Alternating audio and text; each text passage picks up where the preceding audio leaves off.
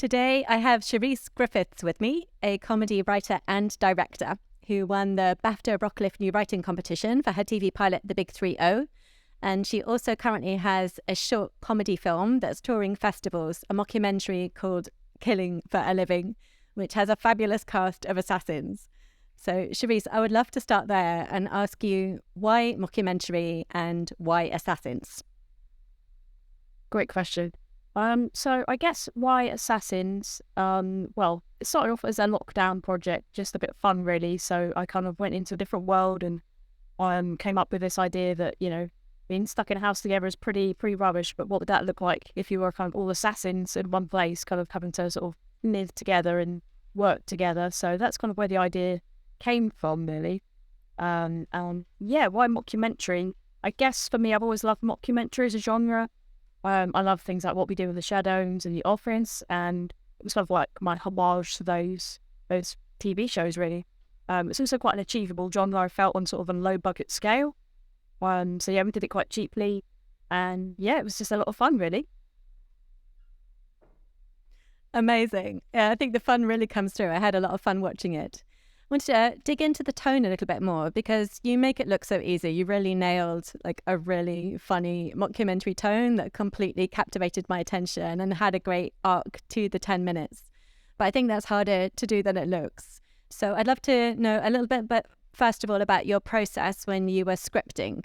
And then I will ask you more about the direction stage. But when you were scripting, what do you think helped really nail that tone, nail those characters, nail that world? So I guess with the script, it started off as a pilot, so for a longer episode, and there was sort of more of a plot-driven narrative to the mockumentary.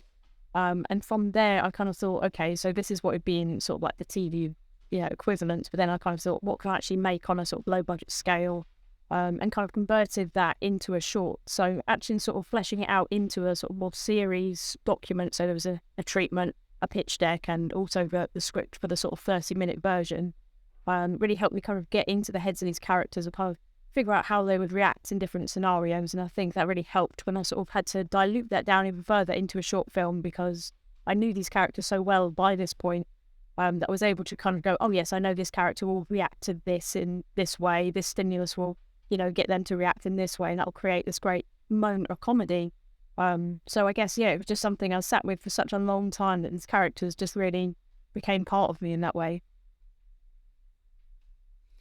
That totally makes sense. And I love that as a proposition, kind of writing way more than you need to reduce it down, because all those things definitely feed into it. They really came to life in such a brilliant way that we don't always get in sketch comedy. Sketch comedy can be so fun, and sometimes it is just about the play of the idea. But yours was very much an established world with a really clear cast of characters. I love that.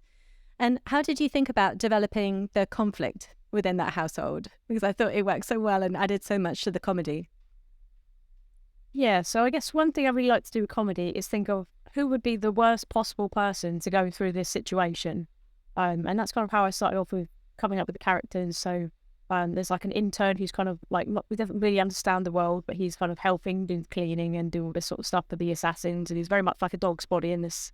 But actually what's quite fun about his character is that he's so naive that he's not really, aware of the situation.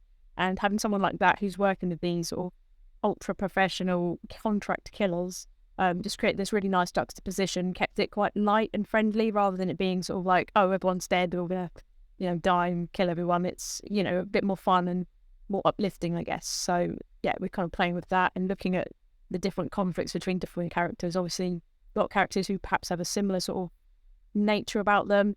They're perhaps quite hierarchical in that respect. You've got people trying to sort of fight for the alpha positions. And what that kind of does is it puts them against each other into these great scenarios where they're constantly trying to, play the status game between each other. And yeah, and get great conflict out of that. And that creates some great comedy moments. Oh, it totally does. Yeah, the status games are so fun. And I absolutely loved the intern character. I thought it was just added such a lovely kind of light, delightful element, even though we're in a house of assassins. It was perfect. I'd love to ask you about the visuals, because obviously you're both the writer and the director. There were so many visuals that I thought really brought the world to life in such a smart way so fast. Like, you've got less than 10 minutes but you did so much with it to make us believe it's an established house and they live there, and to really contribute to the overall sense. So I'd love to know how you thought about that. How much actually was in the script and how much was you with a director's eye being able to pull that out on the day? Yeah, I mean, a lot of it was in the script, I guess, in my head. Some of it was taken out from the sort of the longer version of the script, like I talked about with the pilot. So some of that just sort of stayed with me, and I was like, oh, it really needs to look like this, because in my head this is how it should look, but it wasn't actually written on the page. But I worked with a really great, art director and a great cinematographer who sort of just helped elevate everything that I could see in my mind. And it was all about sort of creating a small little detail. So because it was quite a fast shoot, we shot in a single day. So there wasn't huge amounts of time to prep the house location. It was very much kind of like working one room at a time and kind of dressing it so it would fit, the scene we needed. So we kind of looked at the small details and kind of what we would see in frame. So for instance, in the kitchen, we actually put a little shopping list on the fridge, which you don't really see that close, but you can kind of just see it. But it's got things like bread, cheese, bullets, body bags, things like that. So it's like those little nuances of, what it would actually be like to be in a house with these guys. Yeah, that's perfect. I loved the fridge. I was leaning in and I watched it multiple times so I could take it all in. That was great. And I also loved the whole sort of motif of the fish tank that you brought in. It was so good, so fun, and how that interlinked with the characters. And also, just picking up on the fish. Was there anything that you had to go for it? I was just going to say, just picking up on the fish tank. That was something that I knew was in the location, so I actually wrote that into the script. After seeing the location, I was like, oh, we have to use this, and we actually created a couple of scenes around that just because it was there. So I was like, have to use this. We've got a character who loves animals. This is perfect. Yeah, it was perfect. And I'd love to know, with regards to the actors and hitting that tone, a mockumentary where we can believe that they're assassins, but they also get to play like in quite a big, colourful play box of crayons in terms of developing those characters. What did you do to help ground the characters so we could believe them, but also to let the actors have that really fun time? Yeah, I mean, in terms of grounding the characters, they're quite eccentric characters, I have to say. So they've got very big personalities, and, I think in terms of relatability, there's not a huge amount of relatability, but I think it's more that you will empathise with these guys because you can kind of see that they're getting stressed out about things that, you or I would get stressed out about, people moving our stuff and, having to clean up constantly after someone. It's, those everyday things that, kind of makes it more grounded, I guess, in reality, and less sort of like, oh, yeah, no, we can't really be in a house of assassins. It's, finding those little moments that people go, oh yes, no, that's just like me and people I live with, housemates always taking my stuff. It's such a pain. Yeah, but that's soap or a gun, that sort of thing. Yeah. No, I love that. I thought you did it really expertly. That I loved the sort of domestic and the escalation. Fantastic. And the last question I want to ask about the structure of it is how you thought about pacing or managed pacing. And I don't know how much of that was in the edit to make it such an engaging 10 minutes and also to really give us a satisfying arc. Because I think that's really hard to do in under 10 minutes, but you really achieved it. Well, thank you. Yeah, I mean, it's tricky. There's no two ways about it. The script, I think, was about 12 pages. So we did cut out a few scenes just from the actual the edit. When we got to the edit, and cut out a few little bits, but most of it actually made it into the final cut, which I'm quite happy about. But in terms of pacing, it was very much kind of looking at it as individual scenes and kind of going, does this work? Is this funny? And kind of giving it enough breathing room and not trying to rush through it. But also not trying to, linger too long at certain points. There's a few moments where I'm like, is this lingering too much? And then it's kind of like, you have to kind of remember in mockumentary, some of those lingering moments are actually the funniest moments. So it was kind of like kind of fighting with your editing brain, I guess, to kind of go, oh, should we hold on this or should we just cut? Trying to work out what's going to kind of get the laugh, I guess. But yeah, pacing, massive thing. Can't really see that in the script until you kind of bring it into the edit, really, because again, mockumentary is such a nuanced genre in that when you come to look at it, it is kind of like playing with, different time, how long things take, creating that juxtaposition between different scenes. Amazing. And what do you think is some of the nuance of mockumentary that sometimes people miss Because I think sometimes people can think of it as quite like a broad brushstroke genre, but actually, as you say, there's so much nuance in it to make it read, to make it work. Yeah, I mean, I've seen a lot of mockumentaries that work, and I've seen a lot that don't work. And I think, ones that do work will usually have, some great characters, but it's also, the style of shooting. It's, having the camera a little bit more, I guess, involved in the storytelling than perhaps in a straight comedy. Obviously, with our version of the mockumentary that we did, the camera was literally another character in the film, basically. And that adds this different element. So you have to think about your camera person as an actor in itself. So you kind of have to think, okay, what would the camera person be doing if they were filming as like a documentary? So it is really getting into that documentary mindset and kind of going, right, we've gone into this location. How would someone film this if it was literally on the fly? And trying to kind of, capture everything that's happening. So there's a lot of book pans and sort of moving around. Don't necessarily always know where the action is going to be. And that's kind of one of the things I wanted to kind of really focus on in the way that we shot this, is that, we don't necessarily know where the characters are going to be. And so there's a moment where we're filming a fish tank and then we hear something in another room and then we cut to what's happening and he goes to the door. It's kind of like not, knowing where your characters are going to be all the time, but not kind of making it too not too obvious that you're doing it, I guess. That's really fun. I love thinking of the camera as an extra character. I've never thought of it that way. Now you say it just makes so much sense. Of course, that's brilliant. I love that.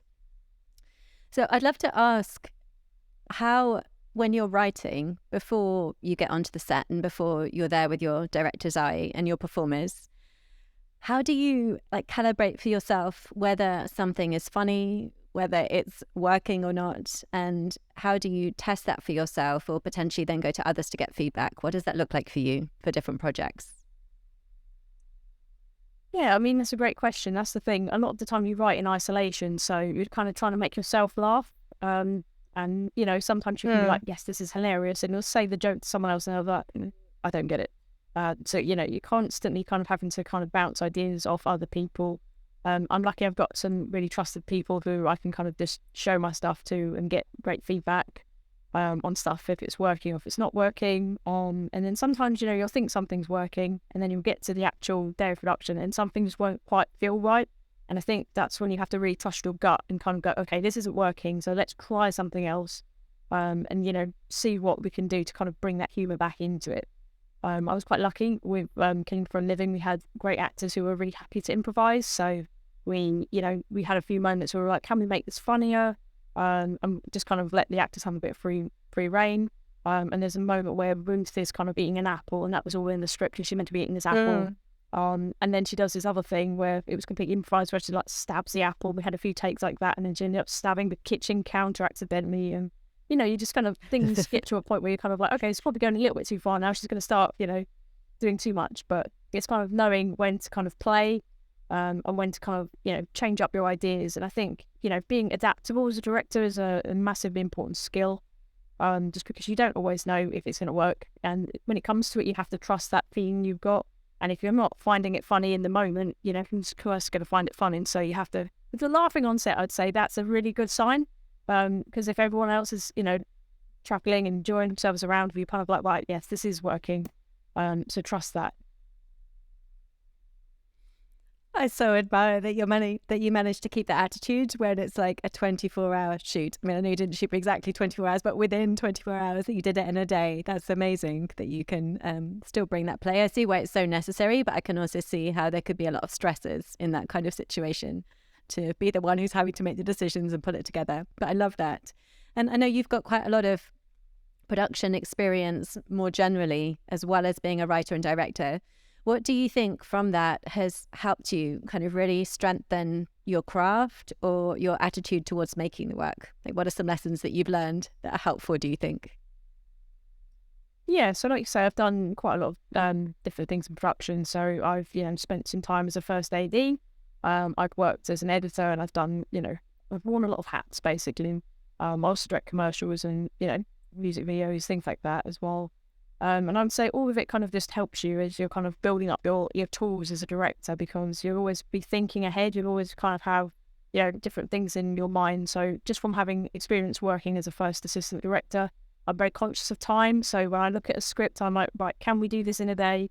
People were telling me it was ambitious, but I was like, you know what? I think we can actually manage this day, because actually the way we're shooting, we can kind of, use our time effectively. We're quite quick. Obviously, with a mockumentary style, we can be quick.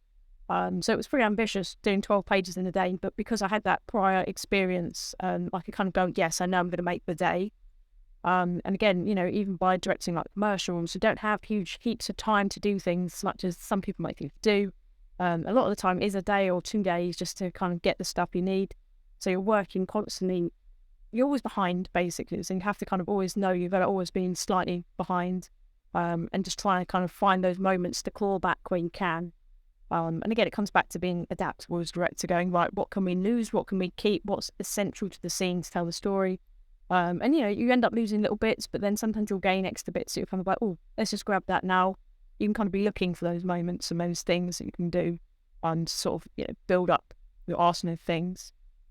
But yeah, I think that kind of answers the question. It does. Thank you.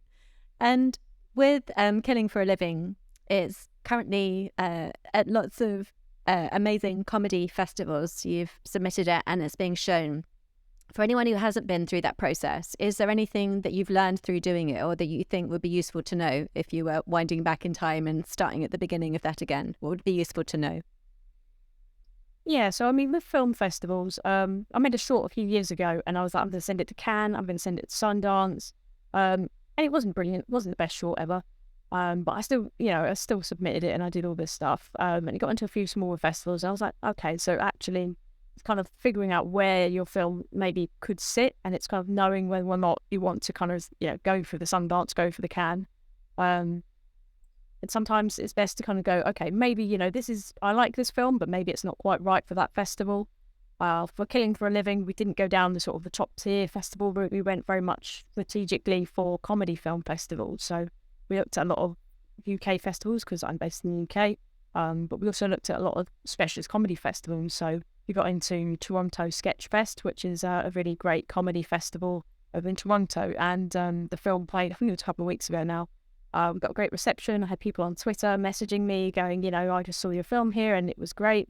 And it felt amazing. I didn't get to go to the festival directly, but just knowing it had a presence there and there was people who were actually messaging me off the back of it was, a great feeling. So I would say always be strategic with what festivals you're going for.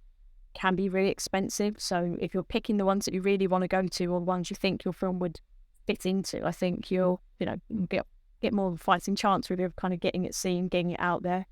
And also kind of looking at the festivals, going, what films have screened here in the past, and kind of seeing if your film kind of matches their themes of the year and the genres that they kind of support and really pushed. So I think having that sort of insight into the festivals before you submit will ultimately save you money. And hopefully help you, get it out there. But yeah, I mean, it's a long process, and you spend a lot of time waiting and constantly checking your emails, going, has it got in? Has it got in? So you have to be very patient. But yeah, I mean, so far it's been a really great experience just seeing it, getting into different festivals. And I really hope that it continues to get into some more.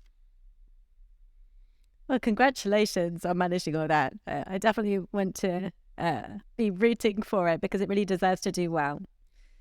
Thank you. I'd love to jump from there to your TV pilot. And I say you won the BAFTA Rocliffe New Writing Competition Award for The Big 3-0. Could you tell us a little bit about that pilot, what genre it is, what your process was like, whether it was different or not to your short film? Yeah, absolutely. So I would start by caveating the fact that this script was what some people might call a fuck it script, which was very much, I didn't start with a plan. I started with an idea for a scene, really. So it was very much just my subconscious brain just kind of riffing this idea. I was actually writing something else at the time and I was kind of getting bogged down with it, and it was very much like following a blueprint. I kind of wrote the outline, I wrote the treatment, and I was just kind of going, okay, so this needs to happen here. Why is this not working? So I was getting a bit frustrated. So I sort of sidelined it for a bit and I was like, I'm just going to write something, just see what happens. So that's kind of what I did. I wrote this scene and I was like, okay, this is quite fun. Let's make it more extreme. I just put everything into it, make it really really out there, really extreme, and kind of built it out from this one moment and kind of just built it out and out until it became a pilot. And then I was like, okay, it probably needs a little bit more of restructuring and, you know, a bit more focus on where it's going if it was to be a series. So after I kind of made this first draft, I kind of restructured it, rebuilt it, and then, yeah, it became a pilot basically. And I was like, oh, okay, this is quite fun actually. I quite like it now. Submitted it to BAFTA Rocliffe, and obviously it won, which was amazing. The script's called The Big 3-0, and it's actually about sort of mental health and the LGBT plus community. A couple of themes that I'm quite interested in exploring. Obviously, I'm a comedy person, so it's actually quite a fun script. There's a lot of comedy in there, but also a lot of sort of heart and a lot of emotion. So it was just a really fun thing to write. It was very different, obviously, from a mockumentary about assassins. And yeah, at the time, it just felt like a fun project to really sink my teeth into, really. Wonderful. It does sound so fun. And did you get any feedback from the judges about what it was that they were responding to in your work? Because they must have had so many entries, or did you not hear? Did they not tell you? Yeah, so part of the BAFTA Rocliffe, how it works is basically you get sent to the judge panel, basically, and then they pick out 3 scripts, I think, that win. So we got to that stage, and then we got written feedback, and we got sort of like verbal feedback as well. We do this big showcase where they do an extract of 10 pages of your work, so they then get industry professionals to read it. It was a lot of fun. It was done virtually this year, but yeah, it was awesome just to hear actors actually bringing the words to life. I highly recommend doing that for any writers out there who haven't had their work brought to life, 100%. Find some actors, make them read it. It's great fun. But yeah, no, in terms of feedback, it was very much the characters that they really responded to. So the main character is called Shayna, and she is very extreme. She's got borderline personality disorder, and she's very brash, but she knows what she wants in life. And yeah, that makes her quite an interesting character because she's very volatile. But at the core, she's, you know, quite a sensitive person. And I think having those, you know, internal conflicts, and, you know, she's not the most likable character, but you can really empathize with her and her situation in the story. Amazing.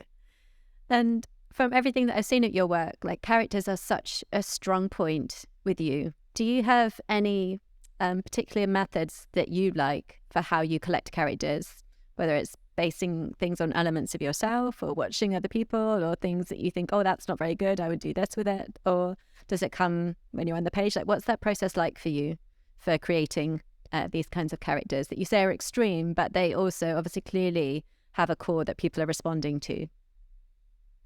Yeah, I mean, it all starts kind of, I guess, with the kind of story I'm putting characters in. I'm kind of, like I said before, I'm kind of looking for the characters who have been the worst person to go through a situation, and I'm kind of thinking, because that's the most fun, isn't it? Is kind of giving them all the conflict and giving them lots of room to grow, because, you know, if you put them in the position of being the worst person to deal with the situation, they have to grow and evolve.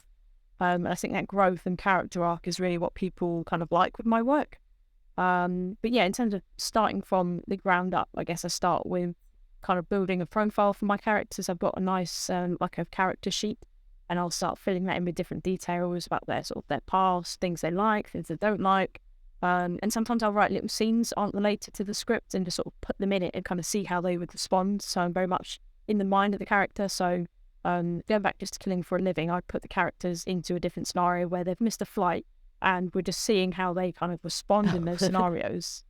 It's quite fun because they've all got different reactions, even though they're quite hot-headed characters. Like, they've all got their own, you know, different levels and thresholds of that, but they all have different nuances on that.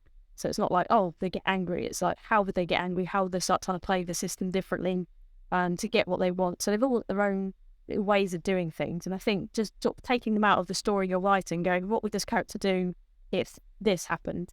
Can really help you kind of go, oh yeah, I know how this character's going to behave. And I think when you really know that, that's when you're onto a good character, because they start taking on a life of their own, and you kind of go, oh, imagine if they're something on a pirate ship and they've been, you know, taken over by aliens or something like that, something extreme, and you can picture what they would do.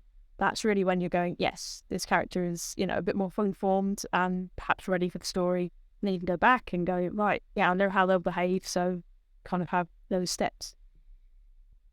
That is such good advice. And I have to admit, I thought it for so long I think it's that thinking when you've just got what seems like a short pocket of writing time, kind of a mentality of like, I have to make this count. I have to like just knock off the scenes that are in my outline.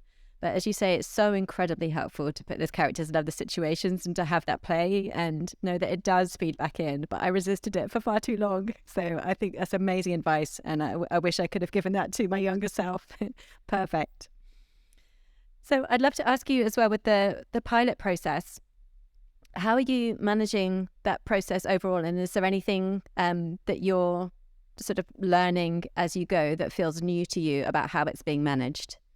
Because there may be some people listening who that's the kind of dream is to win the prize. And then it's like, but what happens next? Yeah, no, absolutely. It's been interesting since winning because I found I did have an agent before I won the BAFTA competition, but people still weren't really returning my calls and my agent wasn't getting a huge amount of traction. But after I won the BAFTA Rocliffe competition, suddenly people were like, oh, let's go for coffee. And I was like, oh, great, fantastic. Yeah, let's go for coffee. So that's been really, really great, really. I mean, just having the opportunity to kind of meet more producers, meet with different production companies, and just kind of sort of putting faces to names. It's been really, really helpful. But it's a slow process. I will say that it took a long time for, people to kind of respond to the script on, different levels, kind of whether they were going to move forward or not move forward. I'm quite lucky that I found a small little indie production company who really liked the script and have decided to sort of go with optioning it. And they're kind of looking at, places they can take it to in terms of like commissioners, different channels. But again, it's a slow process, so still waiting to see if anything comes of it. It may or may not become a TV show or a series. But yeah, there's a lot of waiting. I would say one of the things that I've had to learn to do is to just keep writing other stuff while I wait. So it's not like going, okay, here's the script, this is it. It's won this competition, it's going to be on TV maybe, and you kind of go, right, there it is, all eggs in one basket.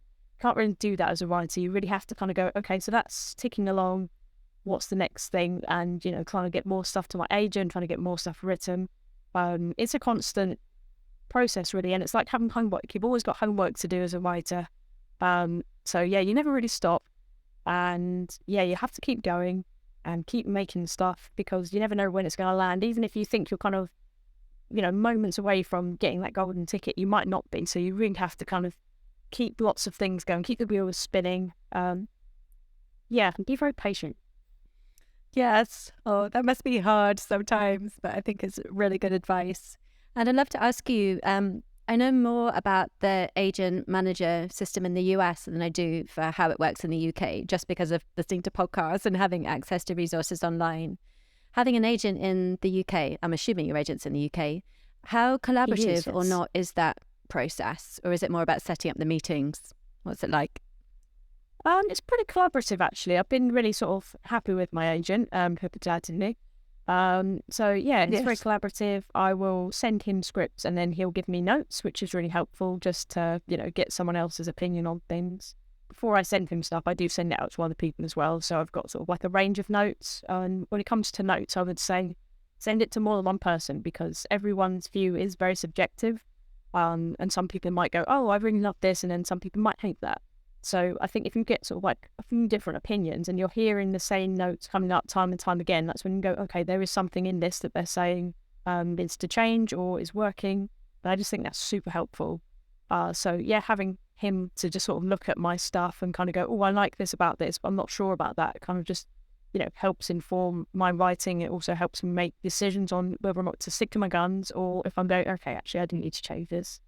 So yeah, it's really been a great collaboration between us. He's not got a huge amount of clients, which I think is really helpful because then I'm not just a number in his little book.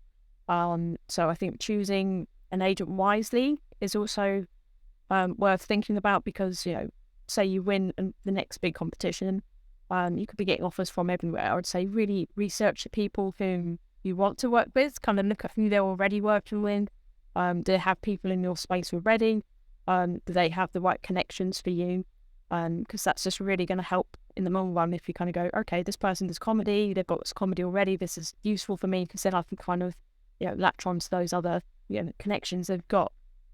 Whereas if it's someone who does drama and you're something with a drama agent and you don't do drama, then you're kind of in a sea of people who are just going to kind of go filter down the chain. Eventually they won't find, won't find anything for you.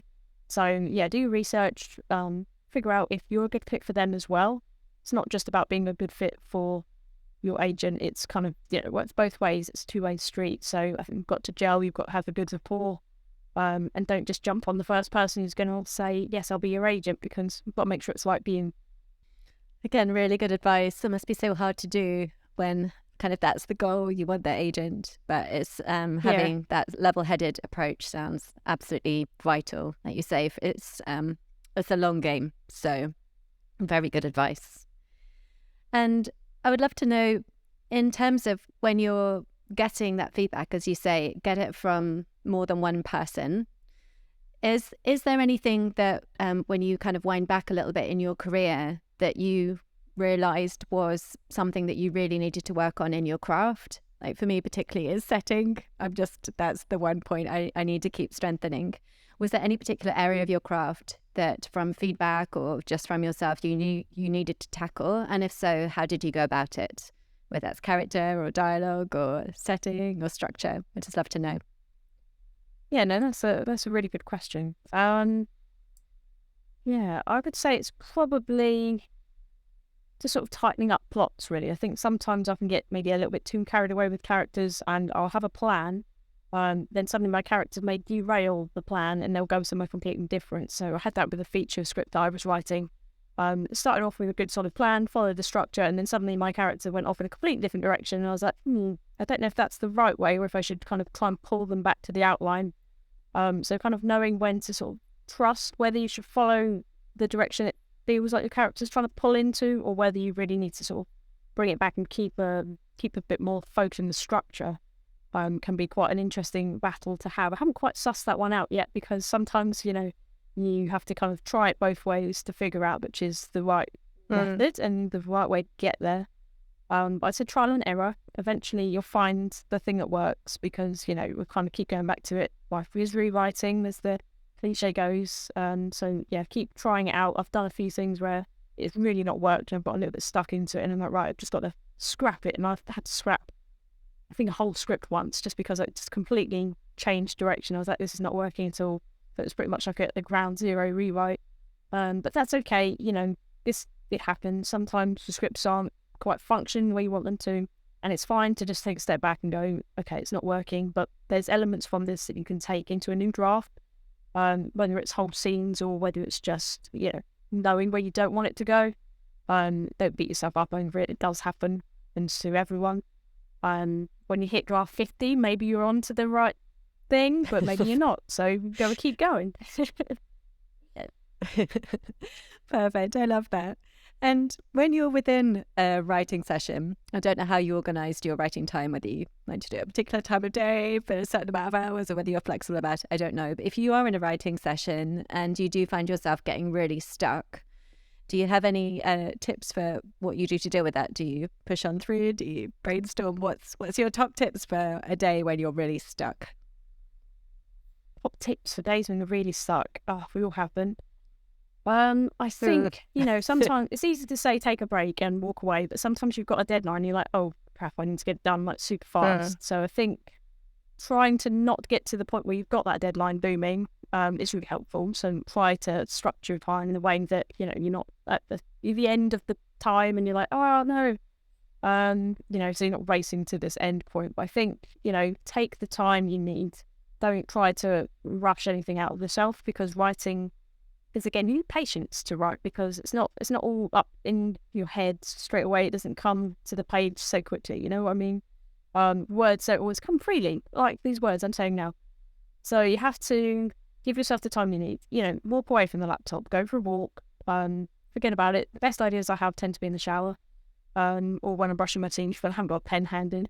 But, those can be some of the best times to get those ideas, is when you're not thinking about it. So, like I said, with the script that won the BAFTA competition, it wasn't something I planned to write. It just sort of came out of a session where I was struggling on something else and went, you know what, I've forgotten the joy of writing, so I'm just going to write something else, and it doesn't need to be anything. It can just be for me.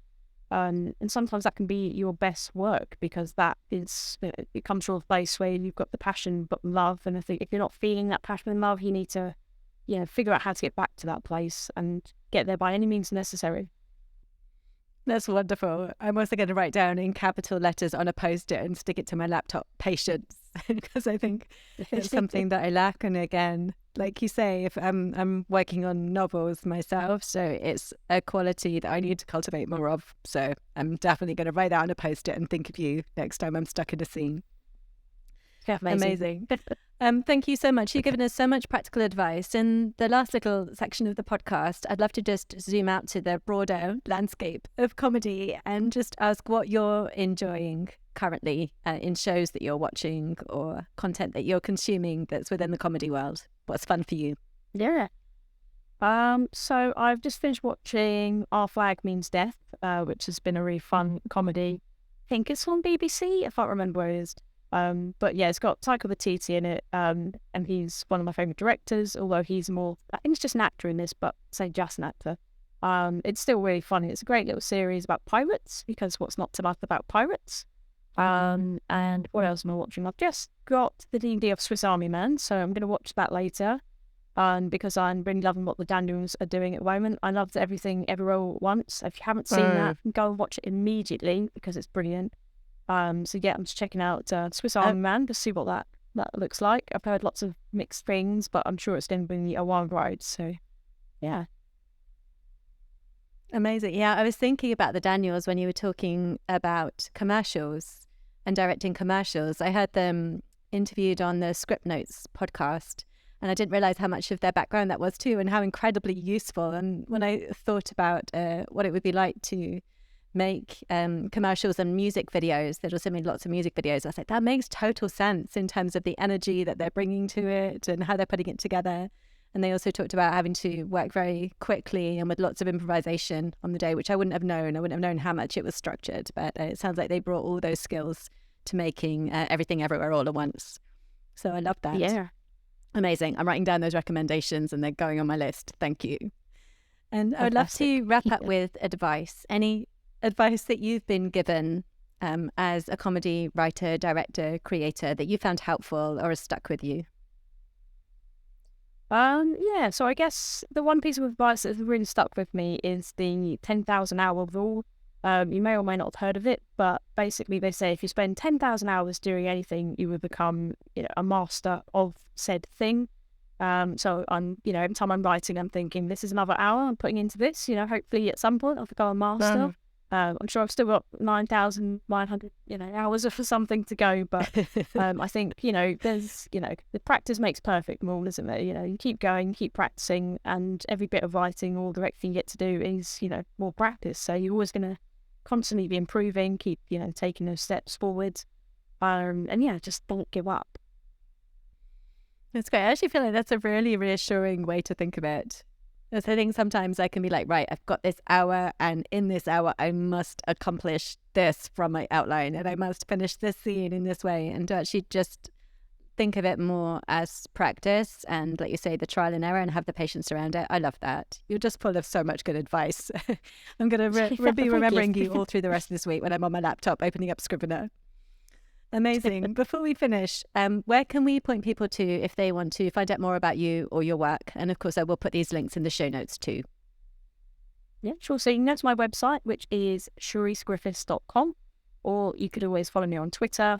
I'm just checking what my Twitter handle is now so I can just make sure it's correct. Yes, so it's Sherice_G. So that's where you can find me, Twitter or on my website. Perfect. And as I say, I'll put those links in the show notes. Thank you so much for your time today and for giving us such a great insight behind the scenes and what it's like in your process. Thank you so much. I've learned a lot. Thank you so much.